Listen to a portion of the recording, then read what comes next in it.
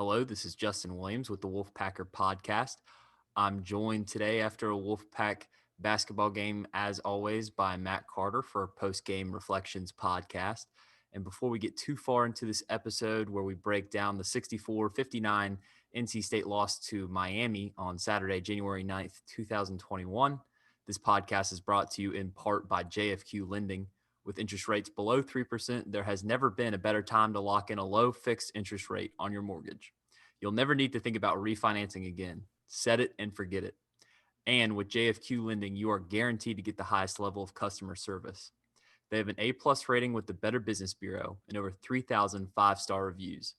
Give Hunter Clausen a call today at 480-513-3992 or email Hunter directly at hclausen@jfqlending.com. That's HCLAUSSEN at jfqlending.com. JFQ Lending, Inc., Equal Access Lender, licensed in over 40 states, www.jfqlending.com. And while you're at it, head over to thewolfpacker.com and use promo code PACK60. That's promo code PACK60 for a free 60-day trial on all of our premium content, news, and analysis. You'll get to read the premium post-game column, all the basketball and football recruiting news that's going on in January. And of course, we're still right in the middle of ACC play in men's and women's basketball. So plenty of good premium content coming up on the site. Be sure to take advantage of that promo code PACK60 so you can unlock that content and be a well-informed Wolfpack fan. And of course, you're already a pretty well-informed Wolfpack fan because you're listening to this podcast. So please remember to subscribe, rate, and review this podcast wherever you listen to us. We're on the Apple Podcast app, Spotify, Google Play. So you can always subscribe there wherever you listen to podcasts. And of course, you can always listen to us on thewolfpacker.com as well. So Matt, let's talk about NC State's performance Saturday in a disappointing loss to the Miami Hurricanes, who entered this game with an 0-4 conference record. We're certainly hungry to get their first ACC win of the season. The 0-4 conference record for Miami doesn't necessarily tell all of the story because the last three of these games entering this contest against the Wolfpack, Miami had lost by 2 points or less against some pretty good opponents too. They lost to Clemson by 1 point, and then the other two losses were against Virginia Tech and North Carolina, all teams that, all things considered, are at least in the top half of the ACC. In the case of Clemson and Virginia Tech, probably in the handful of top 4, top 5 teams in the league at the moment, two ranked opponents. And Miami also went into this game without two of its best players, McGusty and Chris Likes, two senior guards that were their two returning leading scorers from last season. They've had a lot of injury problems this year, but they've kind of learned how to play without those two guys. And it certainly looked like the case on Saturday. An impressive performance, I thought, from Miami, but alternatively, a disappointing and lethargic performance from NC State. Now for the third straight game, NC State lost the turnover margin and have continued their struggles in the second half, once again losing in the second half, I believe by a margin of about 5 or 6 points. So, Matt, just curious to know your instant takeaways. I mean, after the Clemson loss, I asked you, do you take more good or bad from the Clemson loss? Obviously, you want to win every game you play, but there was a lot of encouraging signs that you saw in the Clemson game. I think what we saw Saturday against Miami, it's more of a case of you probably want to throw this one out and move on, and not a ton to build from. We can talk about the few positives, but what was your takeaway from the game? You could tell, peeled the curtain back a little bit. We had to wait a long time for Kevin Keats to come to his post-game press conference.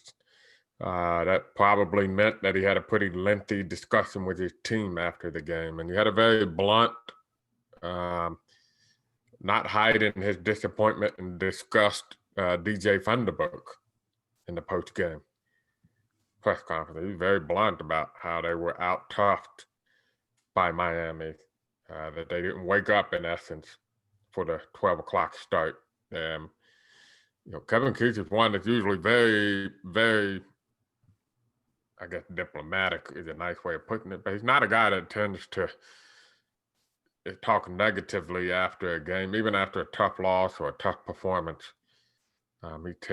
He's always generally an uplifting guy. And the fact that he was pretty openly disappointed with the offense and calling out and saying that he didn't see a single guy who really played great or good shows you that I think that's the best way to put it. It was a disappointing game. There's no really way to get around that. And so I don't think you flush it because you don't want to repeat it. And flushing it would imply that there was, it was just kind of a blip and you need to make sure that there's some trends that this game amplified. As you mentioned, the turnovers, half-court offense issues, the backcourt. Braxton Beverly hasn't played a good game in a while. He missed the Clemson game, and he struggled in the other two games he played recently. Looks like we may be seeing some of that freshman wall hit Cam Hayes. He hasn't played as well lately. Shaquille Moore was 1 for 8 shooting against Miami. This is a game where, if you look at the stats, you would say maybe they needed to be feeding Manny Bates and DJ Funderburk more. Helms, I think he's had a few games where he's had some foul trouble issue lately that he's got to get cleaned up. If you look at the plus minus, NC State was at its best when Jericho Helms was on the floor. He had a +8 in 25 minutes, but he had to sit a lot late in the game, and he was not on the floor. I believe he got his 5th foul right when Miami made their decisive run to win the game. So that's right. There's some issues that you don't want to ignore and just say, flush it. That's just a clunker. Every team has a clunker, but I think there are some underlying issues that kind of have to be addressed. I still believe in this team. I still think it's a good team. I know how fans are on the Messy Boy. They want to jump ship after any kind of loss. It could be a loss at the buzzer on a 3-quarter shot to Gonzaga, and they'll want to say, "Oh, we won't make it to the tournament," something like that. But so I think you have to kind of take a steady approach and just say, "Look, this was disappointing. There's some things we got to address, but let's not lose sight of this. Can still be a good basketball team." Because you and I talked on the phone the other day. The winner of the ACC may have 13 wins this year if they all got 20 games in. So every team in the ACC is going to look at their schedule and say, how did we lose that game? How did we lose this game? And every team in the ACC is probably going to look and see 2 or 3 of those games this year. This just happened to be one of those for NC State. Well, I think what makes it more disappointing is the fact that it was preceded rather by an overtime loss against a Clemson team that at this point in time was the only remaining game on NC State's schedule against an opponent that's ranked higher than the Wolfpack in the net rankings. Now that could change moving forward in the season as some of these teams in the ACC move up in the net rankings, and NC State, will have plenty of other quad 1 victories, opportunities at least ahead of it. But this game was considered a quad 3 game based on Miami's ranking. I think they were below like 150 or maybe slightly higher than that, but they were in the mid hundreds in the net rankings, which made this a quad 3 game because it was at home. I still think, like you, it's still too early to start, splitting hairs about quad 1, quad 2, quad 3 games when considering NCAA tournament resumes. I mean, I still believe that NC State has the talent to be a for sure at-large team, but if they continue to have the struggles in the second half and continue to find ways to, blow late second half leads as they have done as of recently, then it's going to start to become more and more looking like a bubble team, which NC State fans have become very familiar with over the past several seasons. And not to mention, it's a very tough schedule coming up for the Wolfpack, which I talked to you before today, yesterday before this game, that this is an important game because of what's coming up. There's a big difference between 3-1 and 2-2 in ACC play, and now NC State, according to the schedule, we'll see if the game is actually played, but NC State's next scheduled game is a road game at Tallahassee against Florida State, a team that ranks 31 in the KenPom, has been ranked in the AP top 25 for most of the year, a team that won the regular season in the conference last year, and they're going to have to find a way to win that game to stay above 500 in conference play. And there's also, road trips against Virginia, North Carolina, and Syracuse coming up in January. So tough games ahead. And, we'll see if it becomes an eye-opening game for NC State because of the opponents coming up on the schedule. I think the most glaring thing for me, there's two things, and we already mentioned them, but I want to touch on them a little bit more and kind of get your feel for maybe the root of these issues.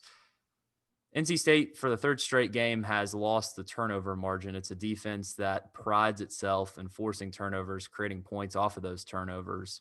But in order to win the turnover margin, you have to take care of the basketball. And NC State committed 16 turnovers today, committed 13 turnovers against Clemson, which I think you can live with in the grand scheme of things. But a lot of those came down the stretch in important moments, a game that they took care of the basketball for a good majority of that game in Littlejohn Coliseum. And then they committed 17 against Boston College in the last game of 2020. So, today it was pretty evenly spread. There was 8 different players on the roster that had at least one turnover. The only that played more than 1 minute was Thomas Allen, who was I think the inevitable player of the game today. When we get to game balls, we'll get to that. But what do you make of NC State's turnover struggles as of recently? Do you think I don't think you can blame it on the youth, because there's only but so many freshmen that are a part of this active, rotation. The 2 players that had the most turnovers today were experienced veterans. DJ Funderburk and Jericho Helms each had 3. I know Devin Daniels had his struggles with turnovers against Clemson. So what does NC State need to do to get back in the positive column in the turnover margin battles?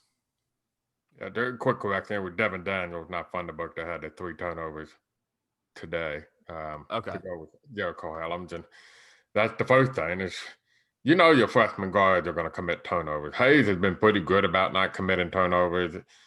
Yeah, he did have 2 today when you consider he ended up only playing 14 minutes. If you double that, that would have been about a 4 turnover performance in a regular playing time.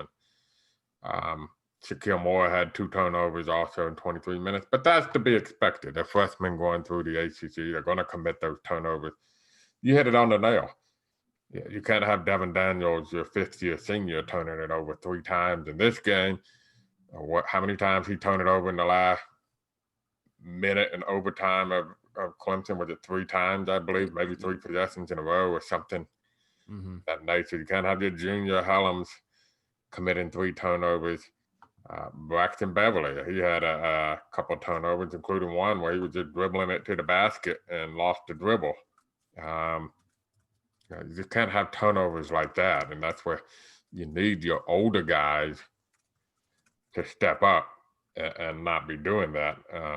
It's like I said, look, Cam Hayes and Shaquille Moore are going to have their turnovers, and that's every freshman in the ACC. That's not unique to them. So I think, quite frankly, you need your older guys to kind of step up. And the turnovers didn't necessarily cost NC State in terms of the other team got a lot of points off of it. In fact, NC State, I believe, 1 point off turnovers in this game. I think where it really hurts NC State is when you can overcome the turnovers if you shoot them well. And if it's not turning into points, if it's basically dead ball turnovers, which a lot of them were, balls going out of bounds, that doesn't hurt you as much. It just makes it makes it more imperative to shoot better. And NC State shot like crap. I mean, there's no way to put around it. They just shot so badly. Saturday on your home floor, they made 22 of 58 shots for 37.9%. It tied, I believe, the St. Louis game for the lowest shooting percentage of the year. Shots weren't falling. And quite frankly, they had some guys that were shooting the ball who at some point needed to quit shooting the ball. If you're going 0 for 6 like Beverly is, or you're going 1 for 8 like Shaquille Moore is, those guys need to look for guys like Funderburk, who's 4 for 7, or Thomas Allen, who was 5 for 8, or Devin Daniels was 5 for 11. Maybe there needs to be kind of a reevaluation of who's getting the shots in those situations. Well, that's a tough one, in my opinion, just because, you never want to tell a guy like Braxton Beverly, whose identity on the court is a perimeter shooter. You don't want to tell shooters to hesitate. I understand, once you miss a few, maybe it's time to call it a wrap for the night. And just as was the case with Jericho Helms against Carolina when he went, I think, 0 of 8, 0 of 9 from the field. It just wasn't his offensive game. And, recently Shaquille Moore's been playing lights out and made some big shots, has been shooting fantastic from the perimeter. I mean, I think he's been shooting over 50% on 3-point attempts over the last 3 games. So he's kind of earned that respect to get those shots. But I mean, I understand your point that, when you're going cold early and the shots just aren't dropping, you got to feed who's got the hot hand. Tonight it was Thomas Allen.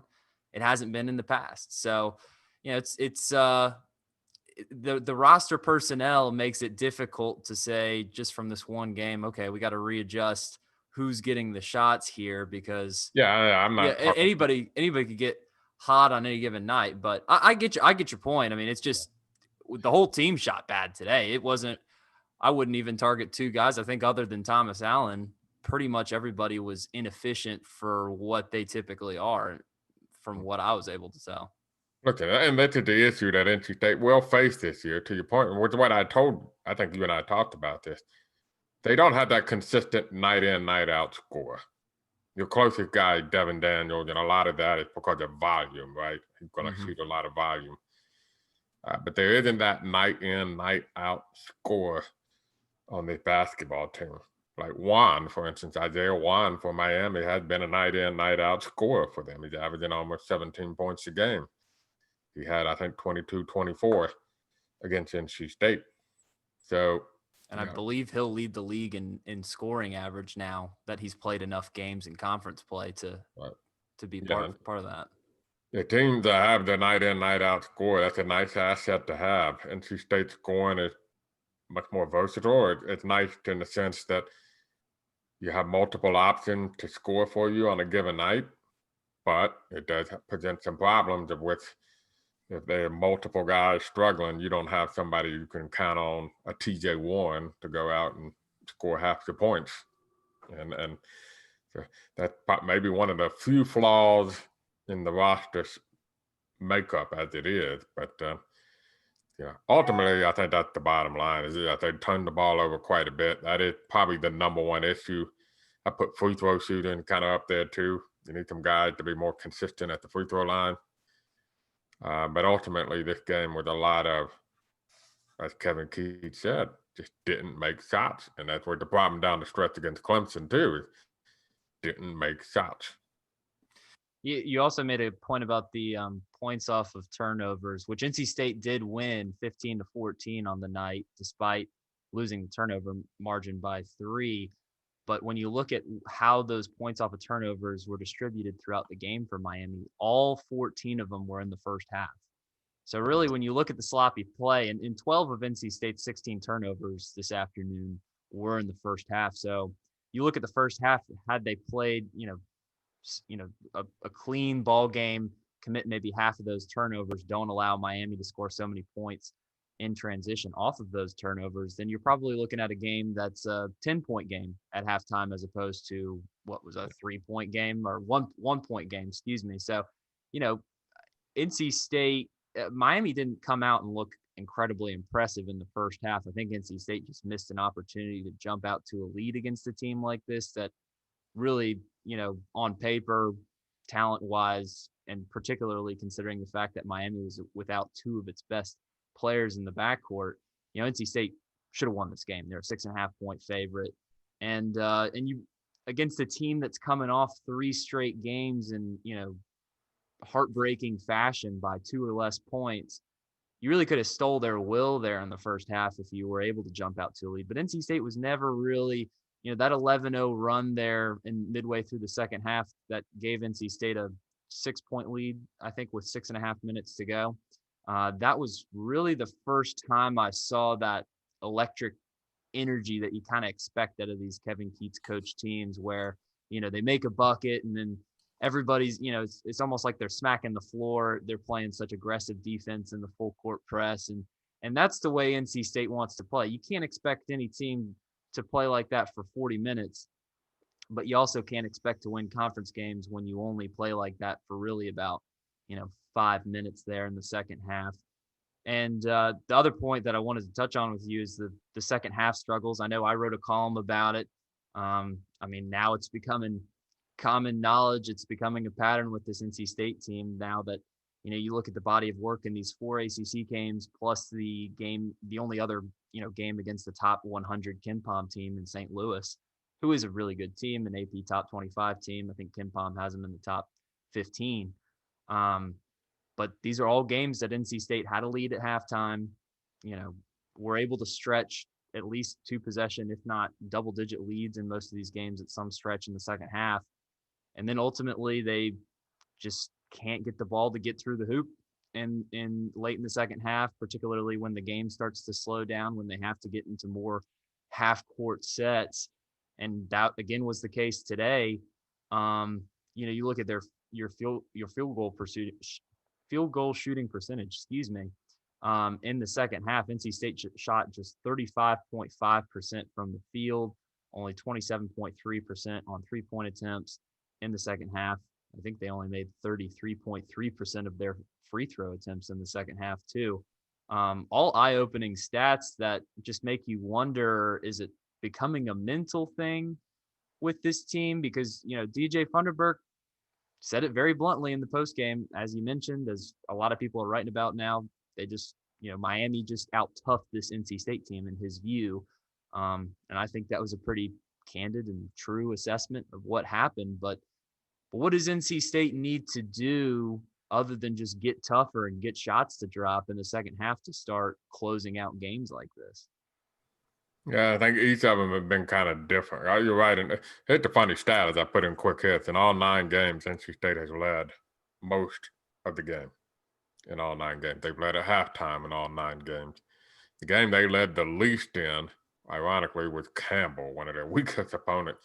What they kind of sleepwalked for a good portion of that first half, ended up leading for just a hair under 24 minutes. This was the game in which they had the second fewest time of the lead at 26 minutes and 2 seconds. In the other 3 ACC games, they led for over 35 minutes. Clemson game a little bit skewed because of overtime. NC State led for about over a minute in overtime. But yeah, against UNC, when they nearly blew the lead late, I mean, truthfully, they made the big run against UNC to stretch the lead out. And then it was just poor free throw shooting. BC, that was kind of a back and forth. I thought NC State played pretty well. They kind of answered the Boston College run. Clemson, I think, with a matter of turnovers. I will say this for this particular game. They would give Miami credit, and what I think Funderburk may be referring to, who was the kid, Harlan Beverly, made a very tough kind of spinning, step back, fade in 15-foot shot, I believe, over Funderburk to tie the game with about 2:40, 2:50 left to go. They had a possession they had no business scoring on to take the lead. The ball was knocked around. It nearly fell out of bounds twice, I think. They had to save it in. I think it was about 5 seconds left on the shot clock before they could even settle down to actually try a possession. Isaiah Wan just kind of went on a desperate drive to the basket, threw something up at the backboard, and it bounced off the rim 3 times. It went in. That was the possession that gave Miami the lead. They missed a shot.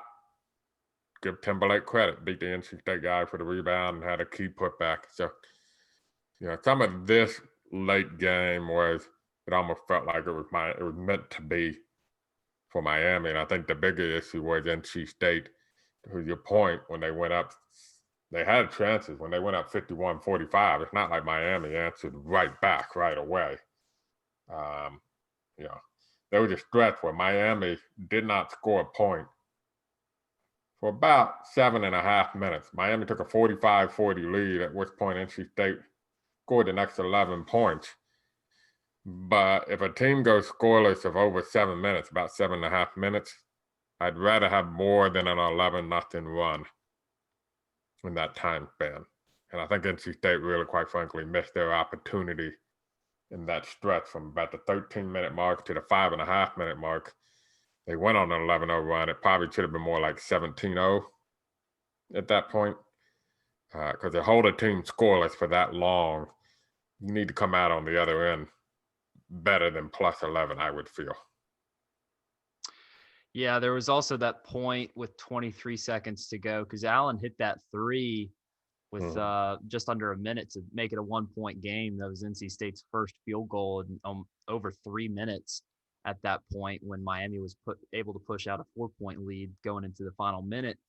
And then one of Miami's players, I'm drawing a blank on who, I think it was Wong, missed a tough mid-range shot that almost went in. It was well defended, but then NC State just wasn't able to crash the board there. And Timberlake got a put back dunk to stretch it to a 3-point game.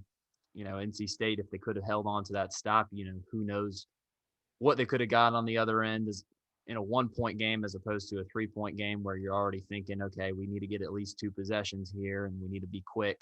But yeah, I mean, ultimately Miami just made the plays down the stretch, something that's been NC State's weakness this year.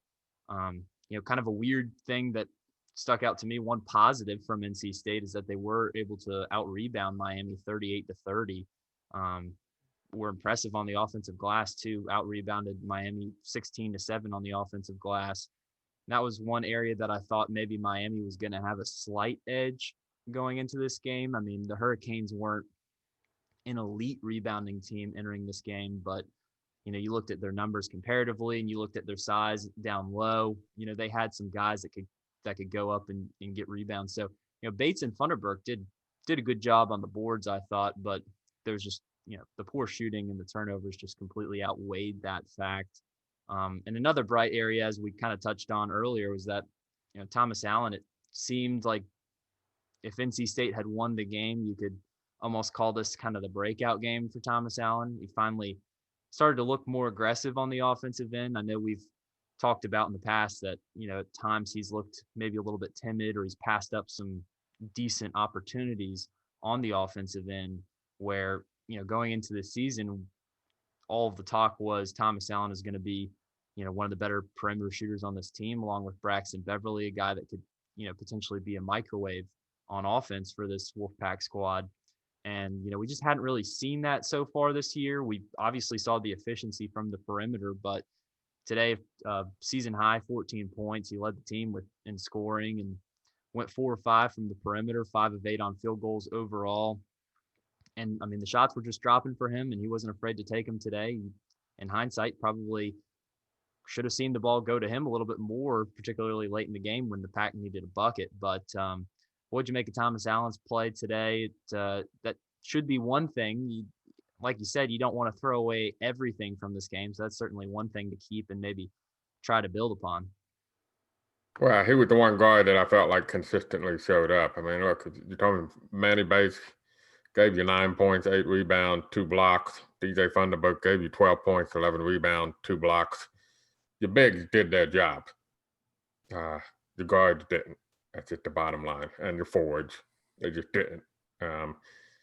So Thomas Allen was the exception to that rule. I would argue that was the same. Not necessarily Thomas Allen being the exception, but I remember talking after the Clemson game, the guards just didn't show up like they needed to. And so that's the issue. But I think you explained Thomas Allen as well as anything, so you can explain why that's one of the game balls. So do you want to take that game ball and go ahead and say there's a game ball, or do you want to say that's my game ball? You can take it if you want. I always let you go first. So if I mean, that's clear. That's clearly the one guy that is deserving. But I can make a case for another guy if you want to give the other one to the other guy that I think probably played well enough to deserve it. Well, let's say since you've already detailed Allen so well, Thomas Allen can be your game ball, and I'll give mine to DJ Funderburk because a double-double, very good, very active on the offensive glass with 12 points, 11 rebounds, 2 blocks. He's not really known as a shot blocker, but only 1 turnover, stayed out of foul trouble, one of the few guys who didn't have a whole lot of foul trouble, made all of his free throws, 4 for 4. The rest of the team was 4 for 8. That's the second straight game where if you remove DJ Funderburk's free throws, the rest of the team was really bad at the free throw line. So that's an underlying issue that has to be addressed. Guys have got to start making their free throws on a consistent basis, not named DJ Funderburk. But I feel like ever since Funderburk has come back from the COVID-19, quarantine that he has been consistent, and he's not really forcing anything. He's sticking around the basket with the occasional pop out, and he's making his free throws, and he's attacking the board better than he normally does. So I'll give him my game ball. Well, I think that was the only other guy that was deserving of one. So I agree with you there. And I think one last point on Funderburk before we close up here is that, for the second straight or third straight game now, he's come off the bench, a guy that fifth-year senior. There was a question whether or not he would come back this year. I know he's certainly playing this year for his future, where he could potentially go. I know he was trying to get into the NBA, scouts his brains there, a guy that, potentially keeps playing strong, could be a guy that could go there. But he's certainly playing for his future right now, and so far so good. But coming off the bench as the sixth man, that's so far he seems to be taking it pretty well for a fifth-year senior on a young squad like that. To be one of the best players on this team and to come off the bench, I know in Keats' system it doesn't really matter as long as the minutes are there. I mean, he played 29 minutes, I think the third most on the team Saturday, but there is something to getting the starting designation, and I think he probably understands that this offense is just much more efficient when you're able to have Helms at the stretch four, and you don't have to have Funderburk and Bates down low together clogging up the lane. It's nice to have that luxury of having one big to rotate in, rotate out, and then when Helms picks up foul trouble, which he's been in the last two games, then they can play stretches with both of those guys on the floor. So we'll see what Funderburk's future holds, if he can continue to be consistent, if the guards can improve their play as NC State goes to Tallahassee next Wednesday, I believe at 7 p.m. to take on Florida State as of scheduled right now. That'll be their next what's that? 6:30. 6:30. Okay, so it'll be the front end, kind of the evening matinee, if you will, of the ACC network. I've never seen a 6:30 tip time for NC State in my 15 years or whatever, how many long I've been doing this now. Yeah, the ACC network's doing the 6:30 and then followed by the 8:30. Maybe it gives them some cushion so that if a game goes into overtime or something, who knows? But a little early evening kick, I don't mind it. It helps us get to sleep at a reasonable time for an evening game. But anyways, thank you for listening. We will have plenty of game coverage, more to come on the site between now and next Wednesday. So please be sure to use promo code PACK60 for a free 60-day trial on all of our premium content, analysis, and news on thewolfpacker.com.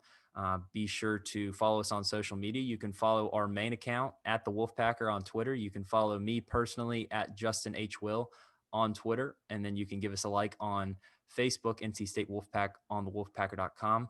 Again, please remember to subscribe, rate, and review this podcast wherever you listen to us. We're on Apple Podcasts, Google Play, Spotify, all that good stuff. And you can also watch us on YouTube. So if you're watching us on YouTube, please subscribe to our YouTube channel. I think you can swipe up if you're watching on mobile. But for Matt Carter, this is Justin Williams, and this has been the Wolfpacker Podcast.